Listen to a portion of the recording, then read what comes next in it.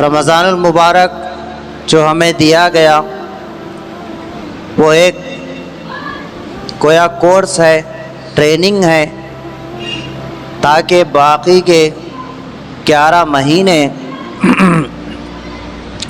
ہم سب کو اللہ کے منع کردہ چیزوں سے بچنا آسان ہو جائے اور اللہ کے احکامات کو بجا لانا آسان ہو جائے۔ ہمیں بھوکے اور پیاسے رکھ کر یہ سبق دیا گیا کہ جب اللہ کے حکم کے خاطر حلال کو چھوڑا جا سکتا ہے تو غیر رمضان میں حرام کو بھی چھوڑنا چاہیے۔ اللہ کے منع کردہ چیزوں کو چھوڑنا چاہیے، ان چیزوں سے باز رکھنے کی اپنے آپ کو ضرورت ہے، اور اللہ کے اوامر کو، اللہ کے احکامات کو بجا لانا چاہیے۔ تو یہ کورس تھا جو پورا ہو چکا۔ اب جو اس مہینے کو عبادت میں اور پوری سنت اور تعلیمات اسلام کے مطابق گزارا ہوگا، اس کے لیے روزوں کا رکھنا تقوی کے حصول کا سبب، بھوک اور پیاس کا برداشت کرنا، اللہ کے حکم منع کردہ چیزوں سے بچنے کا یہ سبب بن جاتا ہے۔ رات میں اٹھنا اس کے لیے فجر کے لیے آسانی کا ذریعہ بن جاتا ہے۔ بہرحال اللہ نے بہت ساری چیزوں سے جو انسان کے، جس میں انسان کا نقصان ہے، دنیا کا نقصان، قبر کا نقصان، آخرت کا نقصان، ایسی چیزوں سے اللہ تعالیٰ منع فرماتے ہیں، ایسی چیزوں کو حرام قرار دیتے ہیں اور اس کو گناہ کہتے ہیں جس میں انسان کا نقصان ہوتا ہے۔ ظاہر میں فائدہ نظر آتا ہے، لیکن حقیقت میں انسان نقصان کا، مصیبت کا، عذاب کا اس کی وجہ سے شکار ہو جاتا ہے۔ انہی اللہ کے منع کردہ چیزوں میں سے ایک حرام جوا ہے۔ جوا زمانہ جاہلیت کی ایک رسم، ایک لغو کام ہے، زمانہ جاہلیت کا ایک لوگوں کے اندر پائی جانے والی برائیوں میں سے اس زمانے کے ایک ان کی شوقین برائی، ان کا مشغلہ رہا، جس کو وہ شراب اور جوا، یہ دو چیزیں ان کے زندگی کے گویا وہ مقصد بنائے ہوئے تھے۔ ان کی گھٹی میں یہ دو چیزیں پائی جاتی تھی۔ ہر حال میں ہر آدمی کے لیے ہر جگہ آسانی کے ساتھ یہ برائی کرنا ان کے لیے میسر ہوتا تھا، وہ اس میں مبتلا تھے۔ تو اس کو اللہ کے نبی صلی اللہ علیہ وسلم نے اپنی تعلیمات سے لوگوں کو روکا، شراب سے آپ نے روکا اور جوئے سے لوگوں کو روکا، منع فرمایا، کیونکہ اس میں دیکھنے میں کھیلنے والے کو، جیتنے والے کو فائدہ نظر آتا ہے، اور شراب پینے والے کو اس میں فائدہ نظر آتا ہے، لیکن اللہ تعالیٰ فرماتے ہیں فیہما اسم کبیر، اس میں بہت بڑا گناہ ہے، یہ بہت بڑے گناہ کا یہ ذریعہ ہے۔ جیسے شراب برائی کا ذریعہ ہے، برائی کی بنیاد ہے، برائی کے درخت کے اگنے کی یہ بیج ہے، یہ پودا ہے، ایسے ہی جوا بھی برائیوں کی جڑ ہے۔ جب آدمی جوا کھیلتا ہے، پیسے جب ہارنے لگتا ہے، تو پھر وہ آگے مقابل سے، اس کے ساتھ کھیلنے والے سے وہ لڑائی جھگڑے پر اتر آتا ہے۔ ایسا کیوں ہوتا ہے؟ کیونکہ وہ جو پیسے جیت رہا ہے وہ بغیر محنت کے اس کے پیسے لے رہا ہے۔ تو جیسے کوئی انسان بغیر محنت کیے کسی کو پیسے دینے کے لیے تیار نہیں ہوتا، ایسے ہی اگر اس کے پیسے کوئی بغیر محنت کے، بغیر کسی وجہ کے لے رہا ہے تو اس سے آدمی لڑنے لگتا ہے۔ یہ انسان کی فطرت ہے۔ تو پتہ چلا کہ جوا کھیلنا یہ فطرت انسانیت کے خلاف ہے، تو وہ لڑائی جھگڑے پر اتر آتا ہے۔ یہی وجہ ہے. اللہ تعالیٰ فرماتے ہیں انما یرید الشیطان ان یوقع بینکم العداوۃ والبغضاء فی الخمر والمیسر. یہ دو گناہوں میں شیطان اس وجہ سے مبتلا کرتا ہے، شراب میں اس وجہ سے لگاتا ہے، جوئے میں اس وجہ سے لگاتا ہے تاکہ وہ تم آپس میں تمہارے درمیان بغض ڈال دیں، عداوت ڈال دیں، ان چیزوں کو ذریعہ بنا کر. اور صرف آپس کے لڑائی جھگڑا کا ذریعہ نہ بنے بلکہ اس سے آگے بڑھ کر ان چیزوں کے ذریعے سے تمہیں اللہ کے ذکر سے روکنا چاہتا ہے. وَيَصُدُّكُمْ عَنْ ذِكْرِ اللَّهِ، اور تمہیں نماز سے روکنا چاہتا ہے. وَعَنِ الصَّلَاةِ، تو اللہ تعالیٰ فرماتے ہیں فَهَلْ أَنْتُمْ مُنْتَهُونَ، بس تم کیا ان چیزوں سے باز نہیں آتے؟ کیا تمہیں یہ نقصان سمجھ میں نہیں آ رہا ہے؟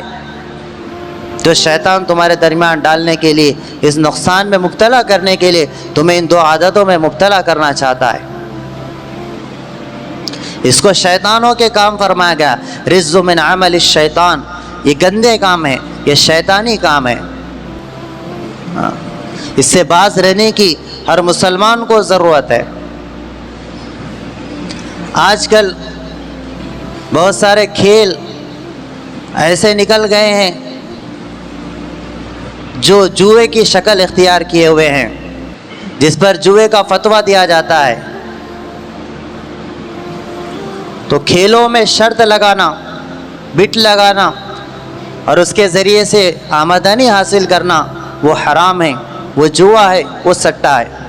اسی طرح انشورنس، یہ بھی جوئے کی ایک شکل ہے کہ بغیر محنت کے انسان انشورنس اپنی جان کا کراتا ہے، تو اس کی وجہ سے اس کو جو پیسے آمدنی حاصل ہوتی ہے وہ جوئے کی ایک شکل ہے. اسلام نے اس کی بالکل اجازت نہیں ہے. ہر ایسے پیسے جس میں انسان کی محنت نہ ہو وہ پیسے مشکوک ہے، وہ حرام ہیں، وہ حلال نہیں ہو سکتے. جو محنت کی کمائی کا پیسہ ہوتا ہے وہ پیسہ حلال سمجھا جاتا ہے. سود اس وجہ سے حرام کیا گیا کہ بغیر محنت کے وہ حاصل ہوتا ہے. اسی طرح گھر رہن پر رکھنا، یہ بھی سود کی ایک شکل ہے جس میں آج شہروں میں بہت سارے مسلمان مبتلا ہیں. مہینے کا کرایہ دے بغیر پیسے ایک اچھی خاصی رقم دے کر گھروں میں فری میں جو رہ رہے ہیں، وہ مہینے کا جو کرایہ دینا انہیں ہر ماہ ضروری لازم اور ہوتا تھا، وہ گویا سود کی طرح وہ شمار کیا جائے گا. وہ جو نفع اٹھا رہے ہیں وہ سود ہے. تو دونوں گناہ گار ہیں، مکاندار بھی گناہ گار ہے اور کرایہ دار بھی گناہ گار ہے.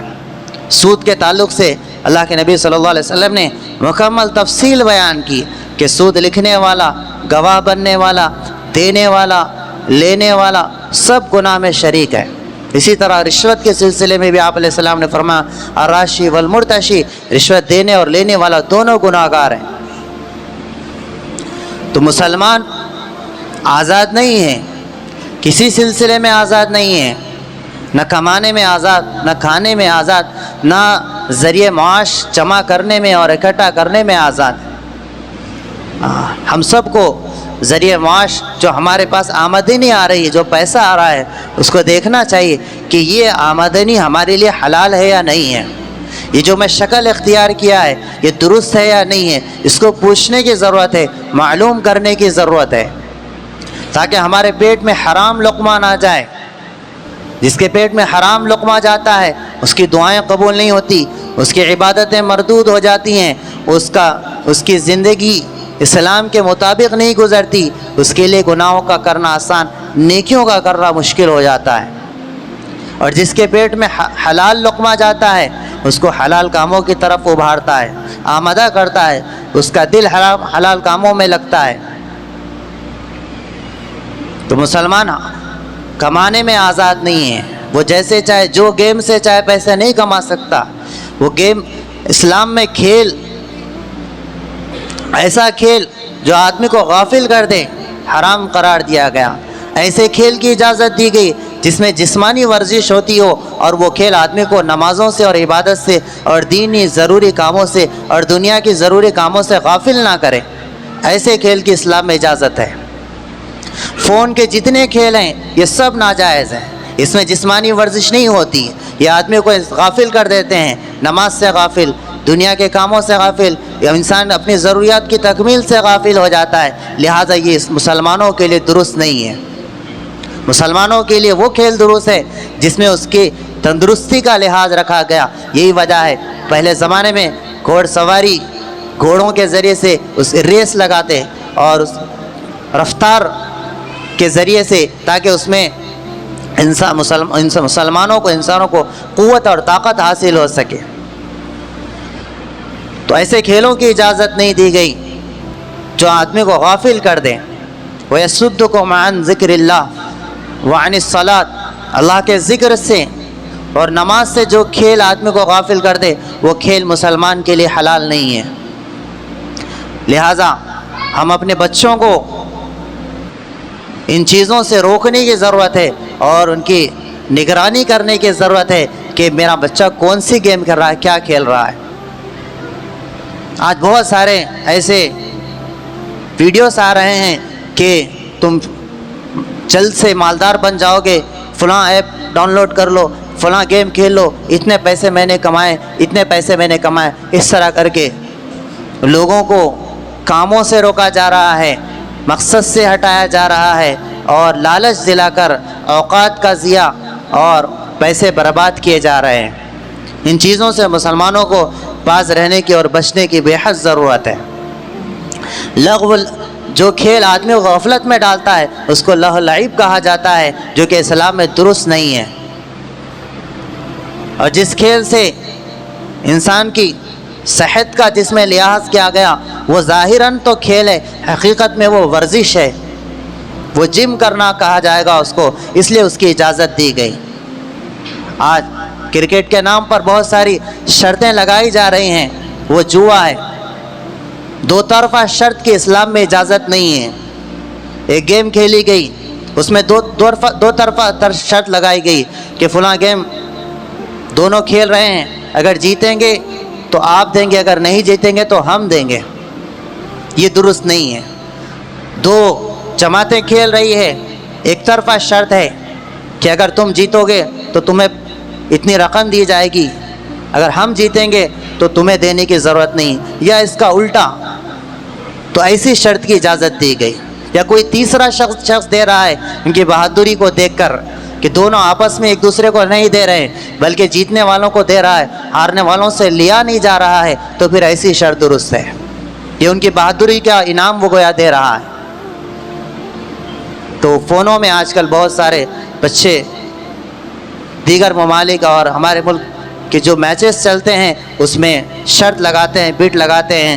یہ دو طرفہ شرط ہوتی ہے جس کو جوا کہا گیا، اس پر جوئے کا فتویٰ ہے، لہذا اس سے بچنے کی اور باز رہنے کی بے حد ضرورت ہے۔